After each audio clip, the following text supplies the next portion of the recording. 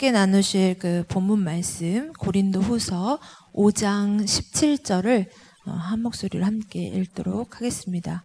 고린도후서 5장 17절입니다. 네, 한 목소리로 봉독하겠습니다. 시작. 그런즉 누구든지 그리스도 안에 있으면 새로운 피조물이라. 이전 것은 지나갔으니 보라 새 것이 되었도다. 아멘. 예, 저희가 몇 주 전부터 지금 16단어로 꿰뚫는 성경이라는 그런 내용으로, 책의 내용으로 저희가 수요일날 말씀을 나누고 있습니다.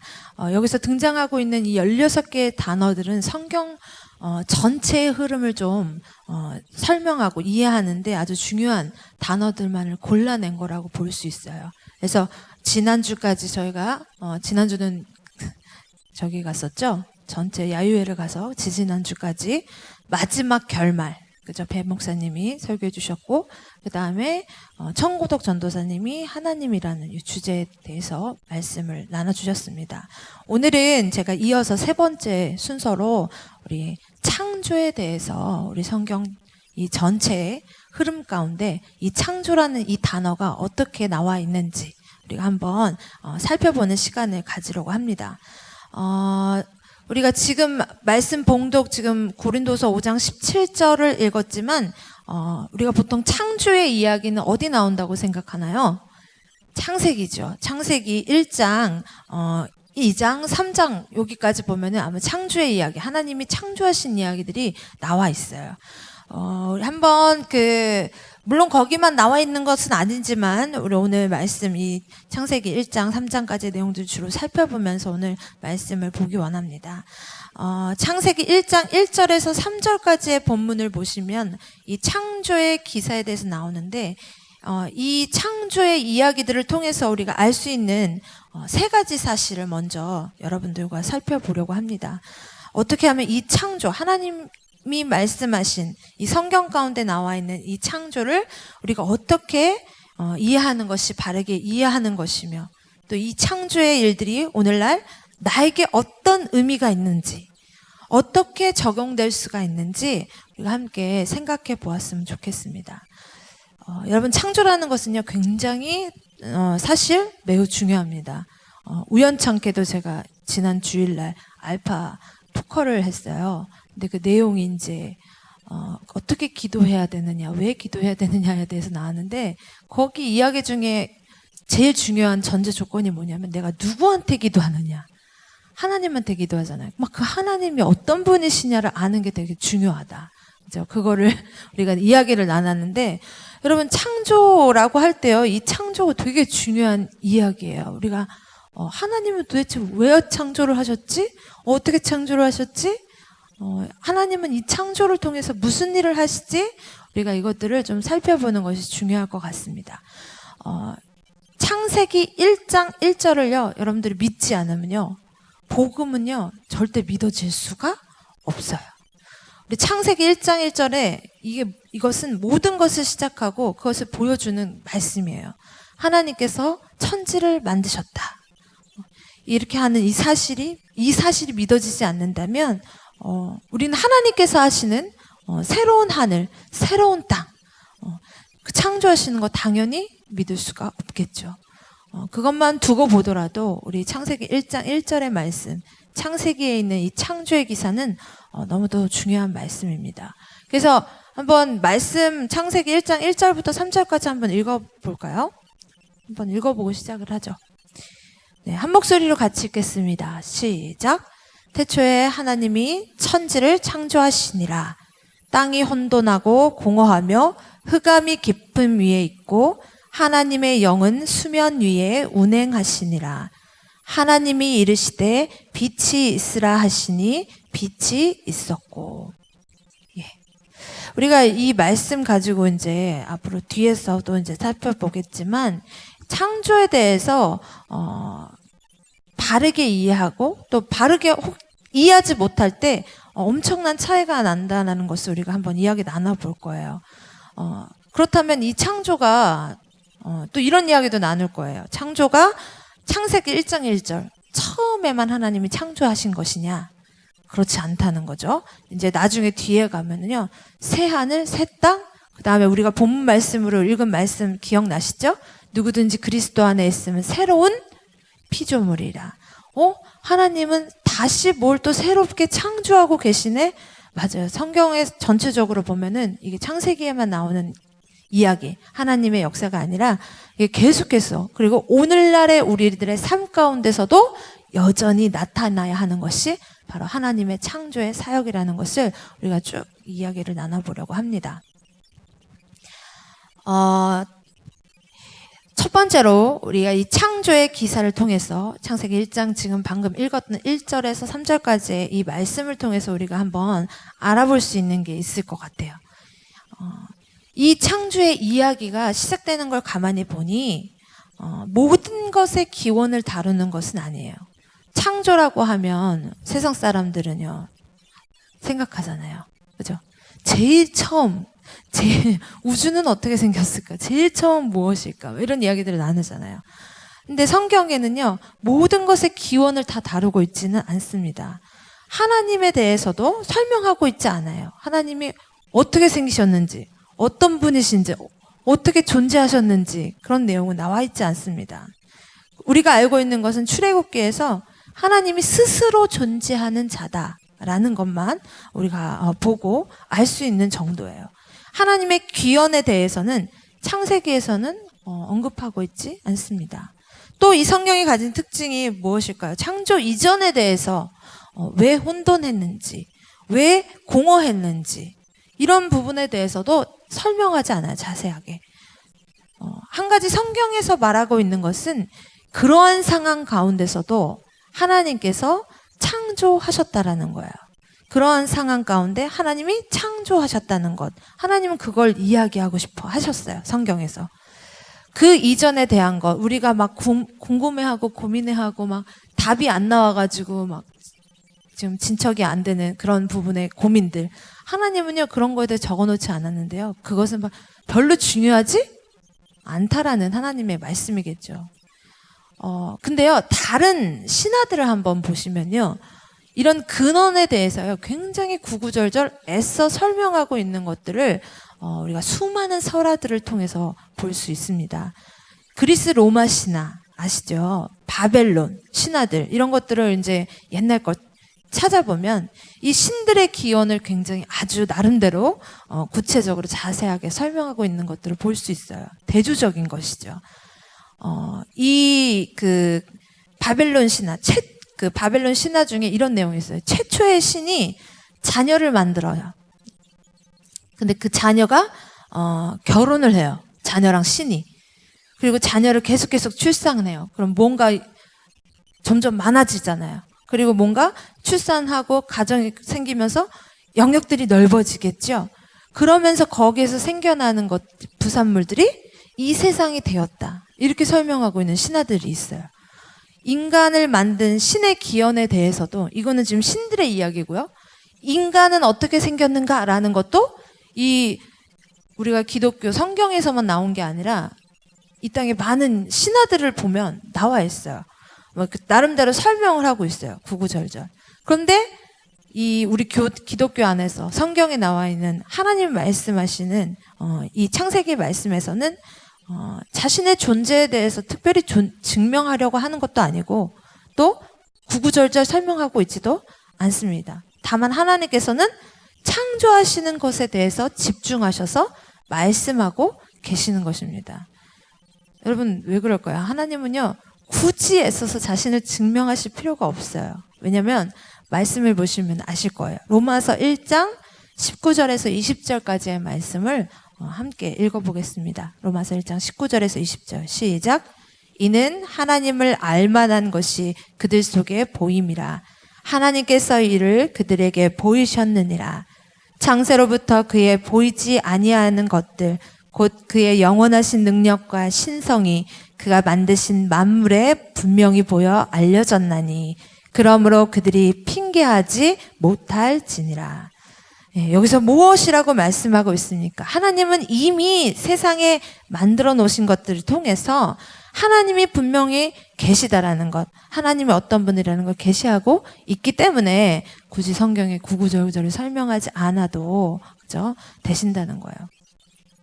여러분 혹시 알쓸신잡이라는 TV 프로그램을 들어보신 적 있으신가요? 작년에 이제 그 알쓸신잡 시즌 3이 방영이 됐었는데요. 이게 알아두면 쓸데없는 신비한 잡학사전이라고 해가지고요. 나영석 PD, 굉장히 유명한 PD잖아요. 이 PD가 연출한 거예요. 전 되게 굉장히 재미있게 봤었어요. 소설가, 과학자, 뭐 예를 들어서 뭐 사회학자, 뭐 도시공학자 이런 다양한 지식들을 가지고 있는 박사님들, 교수님들, 내노라 하는 사람들끼리 모여가지고 이렇게 잡담하듯이 이야기를 나누는데 굉장히 쓸데없는 삶하고는 별로 관계가 없는 것 같지만 또 되게 지식의 그 좀 욕구를 막 충족시켜주는 막 되게 재밌는 프로그램이었어요. 저도 즐겨보던 프로그램이었는데 그 게스트 중에 이제 나오신 분 중에 과학자, 물리학자 한 분이 계셨어요. 이분은 이제 카이스트 박사 출신이세요. 김상욱 교수님이라고 사진 나왔나요? 이분이 오셔가지고 이제 같이 함께 이야기를 나누는데 다른 과학자, 다른 공학자들과는 좀 다른 이분 말씀하실 때 그런 느낌을 받았어요. 이분이 교회를 다니시나? 하나님을 믿으시나? 이런 생각이 생각이 종종 있었는데 왜 그러냐면 그분이 하시는 이야기 속에 제가 공감할 수 있는 부분이 있었기 때문이에요. 어떤 이야기를 하시냐면요. 이분이 이런 얘기를 해요. 과학이 가지고 있는 이 한계점, 과학이 논리적이긴 하지만 또 과학이 가지고 있는 한계성도 있다. 그걸 이야기하는 거예요. 과학은 분명 지금 존재하고 있는 것들을 관찰하고 그것을 가지고 실험하고 또 그것을 숫자로 나타내기도 하고 또 그러한 종합적인 결과를 가지고 논리와 이론을 분명하게 펼칠 수는 있다. 그렇지만 그러한 법칙과 존재가 어디서부터 시작되는지 대해서는 절대 언급할 수 없다. 나도 모른다. 이제 이런 이야기를 하더라고요. 그것은 과학이 아니다. 그 분야는 과학이 아니다. 이제 과학을 넘어섰다. 그거에 대해서는 과학도 모른다. 이렇게 얘기를 하는 거예요. 그렇죠? 식물이 광합성을 해야만 살 수 있다. 이거는 다 알 수 있어요. 과학적으로. 그죠? 근데 왜 광합성을 해야 하는지 근본적인 이런 이유, 원인에 대해서는 이 과학이 답을 내려줄 수가 없는 것이에요. 우리가 이것들을 통해서 알 수 있는 것 무엇이겠습니까? 결국 인간의 지혜는 한계가 있는 것이고 그 너머에 무언가, 그죠? 다른 원리와 원칙들이 존재하고 이것은 누가 만들어냈다고 하는 거, 이거는 우리가 아니잖아요. 우린 누군가가 만들어냈다고 하는 것 말고는 우리가 알 수 있는 게 없는 거예요. 그걸 인정해야 되는데 인정하지 않죠. 하나님께서는 이 자연 세계에 존재하는 것만 봐도 단순히 이 세상은 우연히 만들어진 것이 아니다. 창조한 주체가 없다라고 생각하는 것은 정말 너희들의 한계를 회피하는 것이다. 그죠? 너희 스스로를 인정하지 않는 것이다. 뭐 이렇게 어떻게 보면은 생각할 수도 있겠네요. 여러분들 제가 우주에 대해서 설명할 때도 제가 원래 지구과학을 되게 좋아했거든요. 근데 이 물리를 좋아하는데 우주에 대해서 설명할 때도 우주를 한번 가만히 보세요. 우주가 얼마나 큽니까? 그냥 우리 지구가 태양계에 속해 있다는 거 아시죠? 그죠? 우리의 태양계, 거기에 토성, 금성, 목성, 회왕성, 명왕성 이런 것들 있잖아요.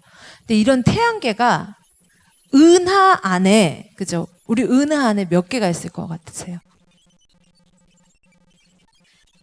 이런 태양계가 우리가 살고 있는 은하는 태양계보다 훨씬 큰 거예요. 은하수 아시죠? 은하수? 별들이 막 엄청 모여있는 은하수? 그 은하, 우리가 살고 있는 은하도 한 개의 은하에 속해 있는데 이 은하 안에 우리의 태양계 같은 게 몇 개가 있을 거라 생각하세요? 10개? 100개? 400억 개. 그러니까 우리의 은하만 해도 우리가 상상할 수 있나요? 크기를, 우주의 크기를? 네. 근데 그런 것들이 세상에서는요, 우연히 생겼다라고 이야기해요. 그죠? 그 우주라는 존재 안에 지구가 얼마나 작고요. 그 지구라는 존재 안에, 그죠? 우리 대한민국이 얼마나 작고요.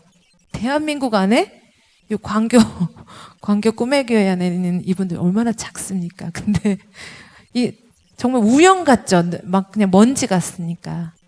근데 여러분, 이게 우연히 과연 생길 수가 있을까요? 우리가 자세히 조금만 더 생각해 보면 하나님을 알 수 있습니다. 그리고 우연 같은 정말 이 조그만 이 기회, 이 틈이 지금 오늘 살아있는 이 순간이 얼마나 기적 같은 날인지, 그죠? 우리가 알 수 있을 거예요. 여러분, 하나님께서 뭐라고 얘기하셨어요? 태초에 하나님께서 천지를 만드셨다. 하나님은요, 선언하시는 거예요. 설명할 필요도 없어요. 선언하시는 거예요. 나는 애초부터 증명할 필요가 없다. 다만 나는 존재하고 있고 앞으로도 계속 존재할 것이고, 그리고 나는 계속 이 창조에 대해서 선언하겠다라고 하나님께서 성경 전반적으로 통해서 말씀하고 계십니다. 그렇다면 이 창조에 대해서 우리가 적용할 수 있는 것, 우리 삶에 적용할 수 있는 바가 무엇이 있을 수 있겠습니까? 우리가 하나님의 존재에 대해서 인식할 수 있고, 또 그 이전의 것들을 우리가 궁금해하면서 막 집착하고 그런 거에 빠져가지고 하나님은 없어 이렇게 단정 짓기보다는 하나님의 존재를 믿고 그 하나님께서 하시는 말씀을 붙들고 미래를 향해서 현재의 삶을 충실하게 살아나가야 하는 것이 하나님께서 결국은 우리에게 말씀하고 있는 것이다. 이 창조의 이야기를 하시는 이유는 우리한테 어떤 지식을 알려주려고, 어떤 정보를 주시려고, 우리가 궁금한 것을 해결해 주시려고 이야기를 하신 것이 아니라, 세상 신하들은 그래요. 막 구구절절 다 설명해요.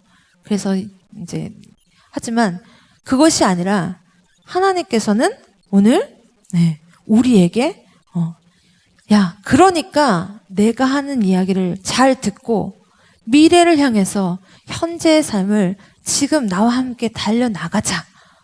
내가 창조했다. 내가 창조할 것이다. 하나님 그 말씀을 하고 있는 것입니다. 지금 살아계신 하나님의 말씀을 믿고 오늘도 우리 가운데 이 창조의 역사를 펼쳐나가시는 주님과 함께 동행하시는 그런 저와 여러분 되어줬으면 좋겠습니다. 두 번째로 우리가 이 창조의 이야기에서 우리가 확인할 수 있는 것은 하나님께서요, 우리를 사랑하고 계신다라는 사실이에요. 아까도 잠깐 얘기했지만 그 고대 근동의 이 바벨론 지역, 그다음 가나안 지역, 그 지역에 널리 퍼져 있던 바벨론 창조 이야기가 있어요. 제 이야기는 아니고요. 고대 근동의 신화와 종교라는 책에서 제가 지금 인용하는 거예요. 내용인즉슨 이렇습니다. 이 바벨론 지방, 가나안 지역에 전체 널리 퍼져 있는 이 신화의 이름이 있는데 그게 뭐냐면 에누마 엘리시라는 신화예요. 그 내용인즉 이렇습니다. 태초에 부부가 있었대요. 신이에요. 이 부부가 결혼해서 아이를 낳았어요. 낳고 낳다 보니까 너무 많은 거예요. 많으니까 시끄러워요. 그래서 어떻게 했냐? 이 부부가 모여서 회의를 합니다. 모의를 합니다. 야, 안 되겠다. 우리가 낳은 이 자녀들이 너무 시끄러우니까 우리가 쉴 수가 없네. 얘네들 다 전부 죽여버려야지. 이게 바벨론 신화에 나오는 내용이에요. 자, 그렇게 마음을 먹었어요. 이런 아버지 어머니의 마음을 알아챈 이 자녀 신 중에 하나가 소위 말하면 반란을 일으킨 거죠. 그래서 몰래 아버지를 암살해 버렸어요. 자, 이게 신화예요. 이 세상의 창조 신화, 바벨론 그 지역의 창조 신화예요. 되게 이상하죠. 막장 얘기 같기도 하고, 그죠? 자, 그래서 어머니가 그 어머니 신이 이렇게 어떤 이 사실을 알고 얼마나 분개하고, 그죠? 힘들었겠어요. 자, 아버지를 반대하는 그 자녀들의 무리, 예를 들어서 아버지를 찬성하는 무리들이 나뉘어가지고 전쟁을 해요. 자, 이때 홀로 남은 어머니가요, 자기 자식 중에 한 명하고 결혼을 다시 합니다. 그래서 애를 또 낳아요. 자기 자식하고 결혼해서 애를 낳아가지고 그 애들을 다 어떻게 했겠어요? 당연히 역적 자기를 또 죽이려고 그래. 원래는 부모가 아들을 죽이려고 그랬는데, 그죠? 그 아들이 그걸 알고 미리 아버지를 선수 쳐가지고 암살했잖아요. 그 암살한 아들을 죽이겠다고 그 어머니가, 그죠? 아들하고 자기 자식하고 결혼해서 또 애를 낳아가지고 그 애들을 다 이제 전쟁에 내보내는 거예요. 자, 그렇게 이 연합한 신들의 전쟁을 벌이는 이야기들, 이게 창조 신화입니다. 그리고 아버지를 암살했던 이 아들 신이 결혼을 해서 이 아들도 아들을 낳는데, 이 아들의 이름이요, 마르두크예요. 마르두크. 이 결과적으로 보면은 이 마르두크라는 이 신이 활약을 해가지고 결국은 이겨요. 이 모든 전쟁에서 이겨요. 그래서 아버지가 자식을 죽이려고 했을 때 오히려 죽임을 당할 뻔한 이 자녀가 결국 승리를 하게 된 거죠. 그래서 이 마르둑이라는 신이 결국 어떻게 하냐면은 자기 할머니, 왜 부부가 있었잖아요, 처음에. 그러니까 할머니잖아요. 자기 할머니를 잡아가지고 토막을 내서 반절은 하늘로, 반절은 땅으로 만들었다. 이게 신화거든요. 이게 바벨론 신화예요. 창조 신화. 네. 이상하죠. 막 토막살인하고 시체 유기하고 내용이 이게 정상적인지 아닌데 되게 구구절절 세세하게 막 설명이 돼 있어요. 막 아버지가 딸이랑 결혼하고 엄마가 아들하고 결혼하고 굉장히 복잡하고 이상한 얘기입니다. 욕하면서도 어때요? 우리가 막장 드라마 볼 때 어때요? 계속 보잖아요. 이 당시 그 고대 사람들이요, 이 신화에 대해서 열광했어요. 그리고 이 신화를 굉장히 즐겨봤어요. 자기네끼리 연극도 하고 그러면서 즐겨봤겠죠. 소비했겠죠. 재밌잖아요. 즐겁잖아요. 박진감 뭔가 넘치니까. 그죠? 이게 평범하지가 않고 뭔가, 그죠? 막 싸움이 나고, 막 피가 막 난무하고, 폭력적이고, 오늘날 우리 인간들도 어때요? 막장 드라마 보는 이유가 그런 거 아닙니까? 이 당시 고대 사람들도 그랬던 거예요. 자, 이 사람들의 인간 창조, 인간이 어떻게 만들어졌는지에 대한 신화도 있습니다. 이 전쟁에서 패배한 신들이요, 다 어떻게 전부 다 노예가 돼요. 이긴 신들의 노예가 되는 거예요. 일을 하는데 너무 힘든 거예요. 막 불평을 터뜨리고 막 이제 반란 또 막 이렇게 하니까 너무 힘들다고 아우성을 치니까 이 이긴 측에서 이 패배한 층에 대장격인 그 신을 죽여요.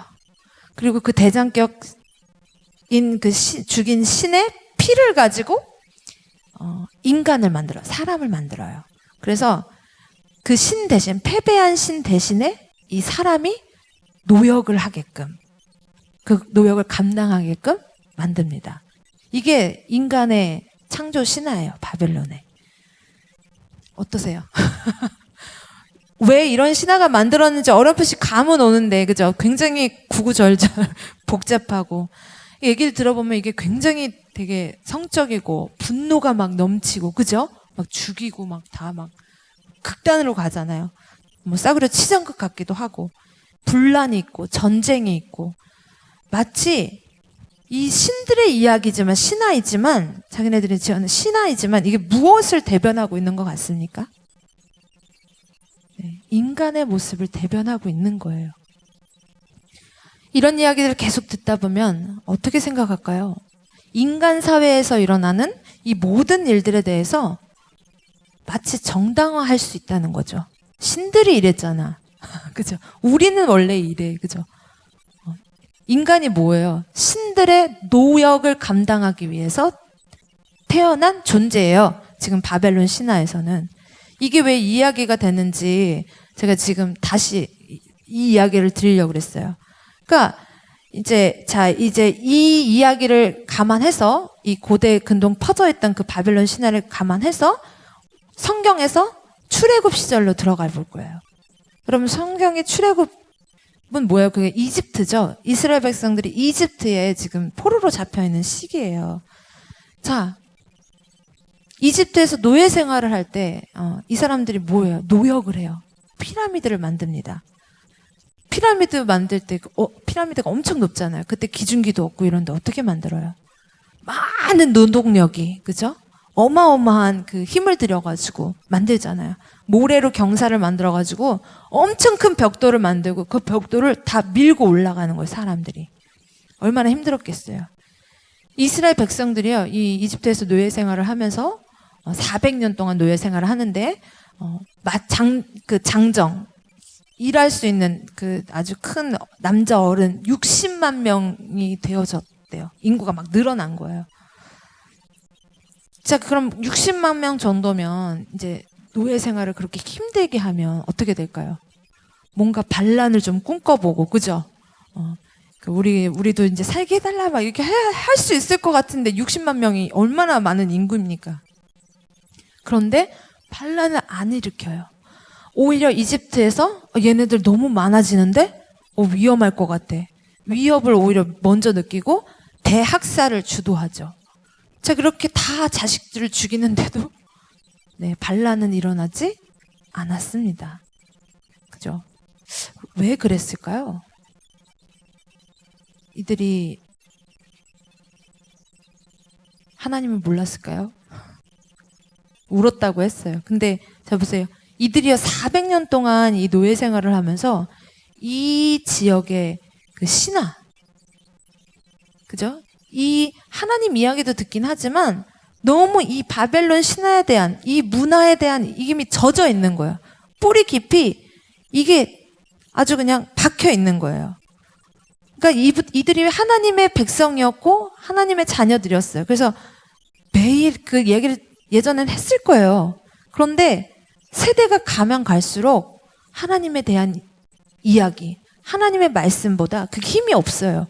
그건 너무 먼 나라 얘기고 책에 있는 이야기고 나랑 관계없는 이야기. 오히려 자신들이 살고 있는 지금 이 지역의 그 바벨론 신화, 그죠? 그 문화가 완전히 이들 가운데 그냥 휘감고 있는 거예요. 우리 신앙도 그렇죠. 세대가 가면 갈수록 신앙이 희석이 됩니다. 그리고 우리가 이 구원의 감격도 시간이 가면 갈수록 원래 더 불타올라야 되는데 약간 어떻게 되나요? 이게 계속 세상과 섞이다 보면 그죠? 신앙까지도 이렇게 무너지고 희석되는 경우가 많이 보게 됩니다. 이 이스라엘 백성들도 오랜 기간 동안 아마 이 신화에 푹 젖어 있었던 것 같아요. 그래서 그 문화에서 그 신들은 뭐라고요? 신들은 일을 안 해요. 백성들이 뭐예요? 일을 해요. 왜냐면 그렇게 태어났어요. 그죠? 그렇게 하려고 만들어진 존재예요. 이집트 종교는 파라오를 신으로 받들어요. 즉 왕이 신이에요. 그러니까 백성들은 당연히 신인 왕을 위해서, 그죠? 노역해야 돼요. 노예로 생활할 수밖에 없어요. 그게 그냥 타고난 거예요. 원래 그렇게 됐다라고 생각하는 거예요. 더 고되게 일하라고 나중에 벽돌 만들 때 지푸라기도 주지도 않는데 반란을 일으키지 않죠. 자식들이 죽어나가는데도 반란을 일으키지 않습니다. 그냥 노예의 삶에 만족하고 그래 우리가 이렇지 뭐 우린 이거밖에 안 되지 우린 이렇게 살 수밖에 없지 라는 생각으로 살아가는 이스라엘 백성들의 모습을 우리가 상상해 볼 수 있습니다. 유추해 볼 수 있습니다. 어쩜 오늘날 우리에게도 마찬가지라고 생각합니다. 하나님께서 우리를 만드셨다. 이 창조에 관한 이 하나님의 창조에 관한 이 놀라운 사실 우리가 어떻게 만들어지고 어떤 존재인지 하나님이 창조를 통해서 우리에게 무엇을 말씀하시는지 이 창조의 의미가 무엇인지 우리가 제대로 알고 있지 못하면 엉뚱한 세상의 관념들이 우리한테 들어와서 우리 삶의 자리를 잡아요. 뿌리를 내려요. 그리고 어떻게 해요? 이스라엘 백성들처럼 비참한 인생 가운데 그저 반항 한번 하지 못하고 살아갈 수밖에 없는 것입니다. 그래서 하나님께서는 이스라엘 백성들에게 모세를 통해서 이야기하시는 거예요. 그죠?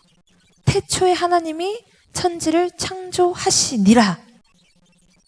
땅이 혼돈하고 공허하며 흑암이 깊음 위에 있고 하나님의 영은 수면 위에 운행하시니라. 하나님이 이르시되 빛이 있으라 하시니 빛이 있었고. 야, 너희들이 생각했을 때 바벨론에 있는 그 신, 이집트에 있는 신이 너희를 노예로 만들었다 그러는데 아니야. 너희는 내가 만들었어. 내가 너희들의 노동력이 필요해서 만든 게 아니라 내가 말을 하니까 빛이 있어라 하니까 빛이 생겼어. 이게 무슨 말이에요? 첫째 날부터 여섯째 날까지 하나님이 이미 다 세상을 만드시고 인간을 창조하셨잖아요, 마지막에. 그러니까 인간이 창조되기 전까지는, 그죠? 인간이 마지막에 창조됐다는 얘기는 뭐예요? 인간이 더 만들 게 있어요, 없어요? 인간이 일할 게 있어요, 없어요? 인간은 없어요. 모든 건 다 하나님이 하셨어요. 그죠? 창조의 이야기 가운데 하나님의 마음이 담겨 있는 거예요. 근데 이게 400년 동안 노예 생활을 했으니 하나님의 이 이야기가 믿어지지 않고, 그죠? 오히려 자기네가 생활한 이 바벨론의 신화가 믿어지고 막 뿌리 깊이 내려졌으니 이게 하루아침에 바뀌겠습니까? 그래서 하나님이 선택하신 방법은 그것이죠. 40년 동안 광야 생활을 하면서 어떻게 해요? 하늘에서 비를 내려주는데 만나. 그죠? 노력하지 않아도. 그죠? 노동하지 않아도. 그죠? 책임지시고 먹이시는 하나님. 그죠? 그 하나님을 체험케 하시는 거예요. 그죠? 우리의 삶이 어때요? 우리의 신앙생활을 잘 한번 돌아보셨으면 좋겠어요. 하나님께서는 우리에게 자꾸 가르쳐 주세요. 오셔서 말씀하세요. 야, 내가 너희들을 만들었어. 내가 너희들을 정말로 존귀한 존재로 만들었어. 온 세상을 만든 후에 널 제일 마지막으로 만들었어. 이거 다 너한테 주는 거야. 너 누리라고 만든 거야. 근데 왜 겨우 노예처럼 열심히 일해서 겨우겨우 사는 그 이야기를 믿고 그 생각에서 벗어나지 못하니 나를 바라라. 내가 이렇단다. 하늘에서 만나를 내려주시는 거죠. 창세기 1장 27절에 하나님께서 말씀하십니다. 하나님이 자기 형상 곧 하나님의 형상대로 사람을 창조하시되 남자와 여자를 창조하시고. 하나님께서는 우리에게 말씀하십니다. 이게 올바른 이게 창조의 의식, 하나님의 창조의 그 의미를 우리가 다시 한번 가지게 될 때 우리 삶의 방향성, 우리 삶의 태도가 달라질 수밖에 없어요. 하나님께서 오늘 우리에게 말씀하십니다. 야, 너희가 어떻게 살아야 되냐고? 너희들이 따라할 것은 뭐야? 세상의 이야기가 아니라 바로 진리야. 생명의 말이야. 나를 따라와야 돼. 내 이야기를 들어야 돼. 지금 이 창세기 1장 1절에서 3절까지의 그 말씀 안에 이런 의미가 포함되어 있다는 것이죠. 하나님께서 생명이 나에게 있어. 너희는 나와 관계를 해야 돼. 내 종이 아니라 나의 일을 하기 위해서가 아니라 내가 중요하게 생각하는 거, 너희한테 가장 중요한 건 나와의 관계야. 하나님께서 이렇게 말씀하고 계신 것입니다. 우리가 이 창조주인 하나님을 인식하지 못할 때에 우리는 어쩌면 노예로 살아가고 있는지도 모르겠어요. 비참한 인생 가운데 살아갈 수밖에 없습니다. 하나님의 자녀임을 의식하면서 살아갈 때에 하나님께서 우리 삶 가운데 부어주시는 이 은혜를 누릴 수 있고요. 그 가운데 기쁨으로 반응하면서 우리가 살아갈 수 있다는 것입니다. 그러면 우리가 다시 한번 또 더 깊이 적용을 하고 우리 한번 적용해보고 마무리를 했으면 좋겠어요. 우리 삶 가운데서 하나님을 향해서 감사한 마음들이 드러나겠죠. 이 창조의 하나님을 정확하게 우리가 받아들이고 이 창조의 의미가 무엇인지 알고 이 창조가 내 삶에서 어떻게 이루어지는지 우리가 적용하다 보면 감사의 마음들, 겸손한 마음들이 생겨날 거라고 생각합니다. 하나님은 말씀 하나로 다 만드실 수 있는 분이에요. 우리의 노동력이 필요하신 분이 아니에요. 때로는 아유, 하나님, 나 없으면 하나님이 손해죠? 라고 생각하시는 분들. 하나님은 내 아빠니까, 막 이렇게, 그렇게 생각하시는 분들이 있는데, 여러분, 하나님은 정말 아버지의 마음으로 관계로서 사랑을 하시는 거지. 그죠? 어떤 뭐, 주고받는 관계로, 뭐, 자기 이익을 위해서 우리 계산하고 따지고 하시는 분이 아니라는 것이죠. 하나님은 이미 다 모든 것을 가지고 계신 분이에요. 우리가 주님 앞에서 튕겨봤자 그건 우리 손해인 것 같아요. 근데 이게 우리가 교회에서 사역을 하고 또 이렇게 열심히 봉사를 하다 보면 이런 생각들이 자꾸 나도 모르게 감사하고 막 겸손한 마음, 하나님께 막 그 감격의 마음으로 그냥 이거라도 감당하게 하시니 감사합니다. 막 이런 마음으로 하게 되는 게 아니라, 너무 힘들어. 하나님, 나 이거 안 하면은, 나 이거, 하나님 앞에서 이제 재고 따지는 거죠. 그죠? 하나님, 어떻게, 내가 이거 왜 해야 돼요? 막, 하나님, 이거, 나 이거 만약에 이거 하게 하시려면, 이거 좀 들어주셔야 되는 거 아니에요? 이렇게 하나님하고 협상도 좀 하고 막 이러시잖아요. 저도 그럴 때가 많거든요. 근데 그냥 이 길에 있는 게 하나님 은혜고 사랑이고 날 위해서 가장 복된 길인데, 그죠? 내가 뭐 이렇게 재고 따지는지 모르겠어요. 오늘 다시 한번 하나님께서 우리를 향해서 어떻게 은혜를 부어주시는지, 오늘도 이 창조의 역사, 이 창조의 기사들을 가지고 우리의 삶이 하나님 어떻게 변화되기를 바라시는지 함께 생각해 봤으면 좋겠어요. 묵상해 봤으면 좋겠습니다. 이것을 깨닫게 되면 우리가 피곤하고 지치는 게 아니라 어때요? 기쁨이 충만하게 넘쳐나겠죠. 그리고 오늘도 우리에게 베푸시는 창조의 능력.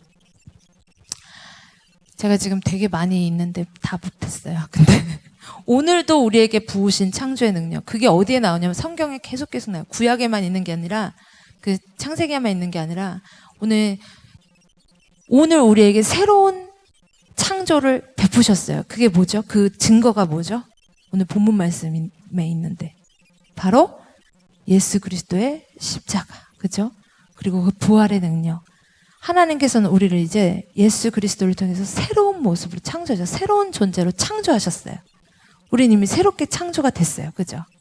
그리고 이 새롭게 창조된 모습을 가지고 어떻게 해요? 이 안에서 오늘 또 그치는 게 아니라 어떻게 해요? 다가올 하나님의 새로운 새 땅, 새 하늘, 그죠? 그 나라를 향해서 하나님과 날마다 하나님이 부어주시는 그 생명력 가운데 나아갈 수 있어요. 근데 우리가 이 사실을 자꾸 잊어버리는 거죠. 우리가 적용이 안 되잖아요. 마치 이스라엘 백성처럼 하나님의 일은, 창조의 일은 나하고 너무 먼 이야기. 난 그냥 이대로 똑같이 이렇게 살다 가겠지.